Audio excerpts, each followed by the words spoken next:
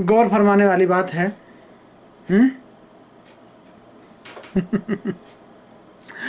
आगे क्या फरमा रहे हैं? आगे क्या है? एक मरी हुई औरत के साथ बदफेली करके आओ तो ना वजू है ना गुस्ल है, हैं? किसी भी औरत के साथ बदफेली करो, कोई वजू नहीं, यानी हराम काम सब करो जितना हराम काम है, लेकिन अगर गलती से किसी औरत ने लकड़ी से खुजला दिया, चलिए मान ले रहे हैं खुजली होती है, खराश होता है, और यहाँ तो इन्होंने जो लिखा है वो तो अस्तगफिरुल्लाह ऐसा कोई भी ख़वातीन नहीं करती होगी, बस इनकी अपने घरों में की कहानी लिखा हुआ है, बाकी सारे हनफी ऐसे नहीं होते हैं। अरे हम भी हनफिये थे भैया, अगर होते तो हम नहीं जानते।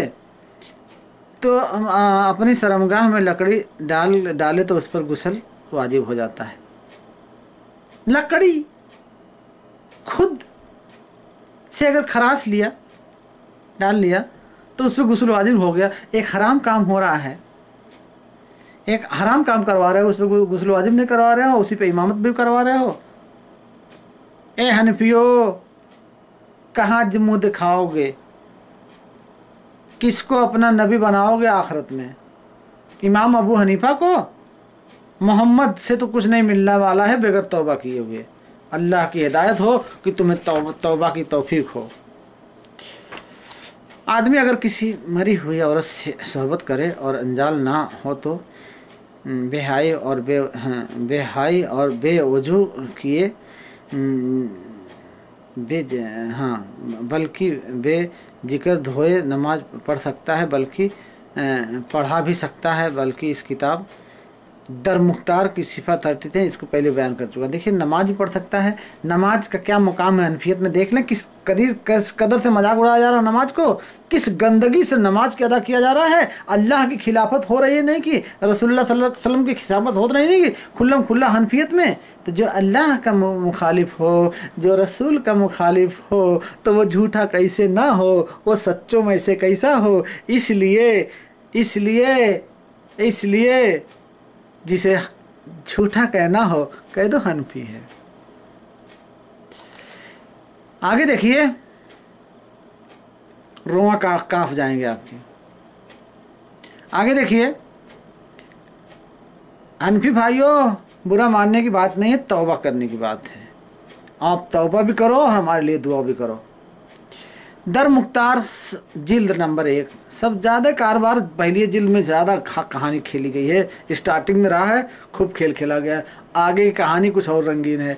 तो दर मुख्तार जिल्द नंबर 1 सफ़ा नंबर 32, सफ़ा नंबर 32। यानी इस तरह नाबालिग गैर ख्वाहिशमंद, नाबालिग भी है अभी, उसको जियाम की ख्वाहिश नहीं है। अस्तगफिरुल्लाह, ये जुल्म नहीं तो और क्या है। ये कसाई भी ऐसा नहीं करेगा हनफियों। यानी इसी तरह अगर नाबालिग गैर ख्वाहिशमंद लड़की के साथ भी जिना करे, जिना करवा रहा है हराम खोरी। ये दर मुख्तार में खुल्लम खुल्ला लिखा हुआ है, जिना करे, जिना करने से ना वजू जाता है ना गुस्ल है जब तक अंजाल ना हो। ला हौल बिला कुव्वता इल्ला बिल्लाह। यार शर्म से डूब मरने वाली बात है। हनफियों भाइयों, नाबालिग बच्ची से जिसको ख्वाहिश नहीं है, उसके साथ जिना करवा रहे हो, मुँह काला करवा रहे हो, और वजू न गुस्ल, तो ये मेरे ख्याल से इन हनफियत को तो देख के तो यहूद और नसारा भी शर्माते होंगे। हनफी भाइयों, तुमने तो हद कर दी है, हद कर दी है। मेरे भाइयों, दुनिया का कोई शख्स नहीं है जो इतना गंदा और घिनौना हो सकता है। चलिए, वही है 32 है, 31, 32 है, बार बार रिपीट कर रहे हैं ना। यानी गुस्ल वाजिब नहीं होता जानवर के साथ बदफेली करने से, और जानवर के साथ मुर्दे के साथ, नाबालिग बच्ची के साथ, हस्त मैथुन यानी हाथ से मनी निकालने के लिए साथ हैं, और भी है यार बहुत। अस्तगफिरुल्लाह यार, ये किताब है यार, ये हनफियत की किताबें हैं यार, हैं? इनको क्या नाम दिया जाए मेरे भाइयों? ये हनफियत की किताबों को क्या नाम दिया जाए?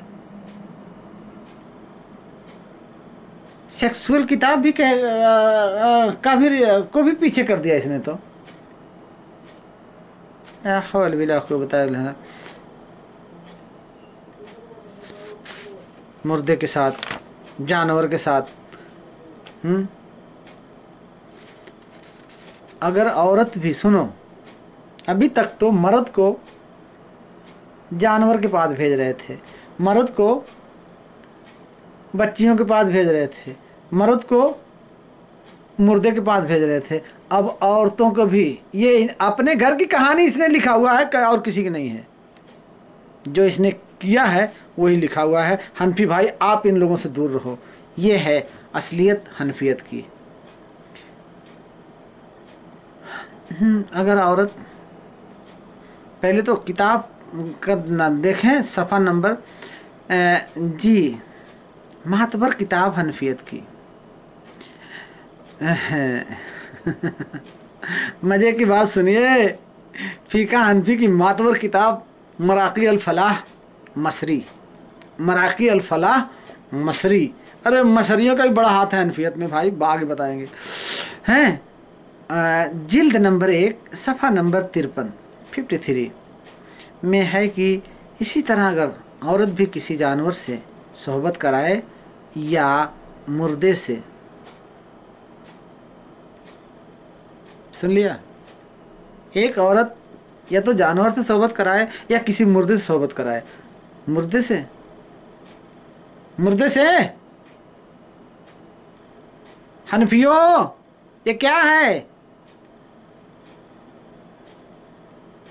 तो उस पर भी इस सूरत में ना गुस्ल वाजिब है, ना वजू, ना अपनी शर्मगाह का धोना।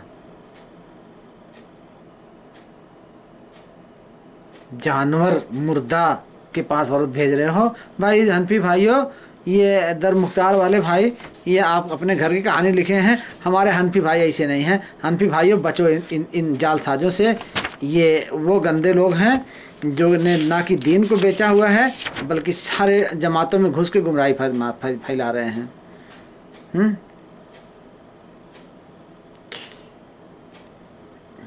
जी, आप लिख लें इसको, जो हमने बातें कही है वो किस कदर झूठी है, किस कदर मुनकर हसीर है।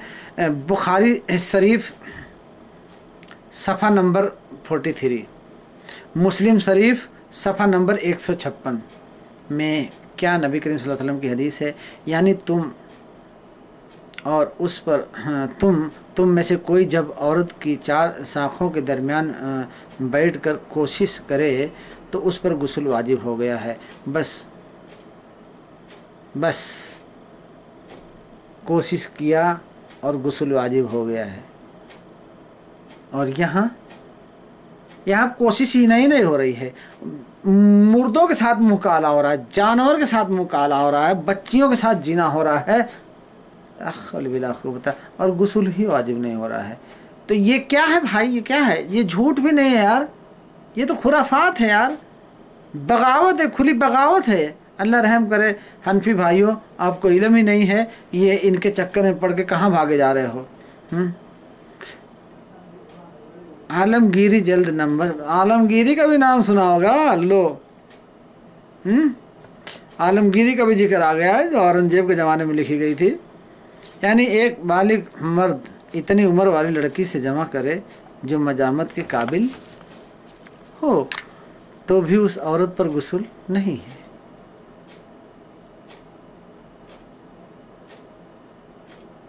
यहाँ कहीं पर भी मियाँ बीवी का जिक्र नहीं आता है। यानी एक बालिग मर्द इतनी उम्र वाली लड़की से जमा करे जिसको मजामत के काबिल हो, यानी दोनों बालिग हों, तो उस पर गुस्ल नहीं है। ये इबारत साफ बता रही है और तो मजामत के काबिल है, लेकिन उसके फिकहा फिर भी उस पर गुस्ल नहीं मानते। बालिग, इनके यहाँ नाबालिग बालिग सब एक ही में है, जो दिल में आए इनके यहाँ सब जायज़ है। जब चाहें बदल दें, जब चाहें वो पलट दें। अरे यहूद और नसारा तो अपनी ख्वाहिशात के लिए रद्द-ओ-अमल करते थे और वो बहुत कसमकस के साथ करते थे। ये तो जब चाहते हैं जो कर लेते हैं। ये तो यहूद नसारा से भी आगे हैं। आगे देखिए,